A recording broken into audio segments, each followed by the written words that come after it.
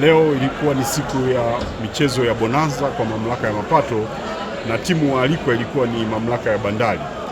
Lengo kubwa la bonanza hii ni maelekezo ya Kamishna Jenerali wetu Yusuf Juma Mwenda aliyetoa maagizo kwamba mikoa yote ihakikishe inafanya michezo, ihakikishe inacheza mabonanza, kwa sababu bonanza ni afya, bonanza ni tiba kwa magonjwa nyemelezi, bonanza inajenga undugu.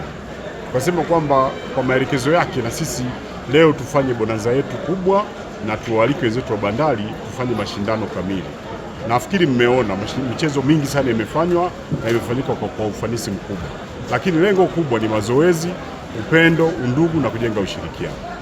Watumishi wetu wa mamlaka ya mapato especially kwa mkoa wa Mwanza tumekuwa tukishiriki mazoezi mara kwa mara kila siku jioni kwa ratiba maalum, lakini hii ya bonanza ni kujenga ushirikiano wa karibu na kutengeneza network na wenzetu wa majirani, kama ambavyo leo tumefanya networking na watu wa bandari.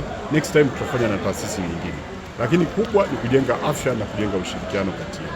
Mamlaka ya mapato Tanzania ina mikakati mahususi ya kuendeleza michezo nchini, na ndio sababu sasa hivi mnaona tunapaka timu kwenye ligi kuu ya Tanzania. Lengo kubwa kwanza kupitia michezo ni kutoa elimu kwa walipa kodi, ni kutoa hamasa kwa wananchi kuhusu swala la ulipaji kodi na kuwafanya wao ishirikishi katika kujua kwamba kodi ni kwa ajili ya maendeleo yao, kodi ni kwa ajili ya faida ya taifa zima. Kwa hivyo mamlaka ya mapato imeamua kuwekeza kwenye michezo kwa ajili ya kutoa elimu, kwa ajili ya kutengeneza afya ya wafanyakazi na kwa ajili ya kutangaza umuhimu wa kulipa kodi.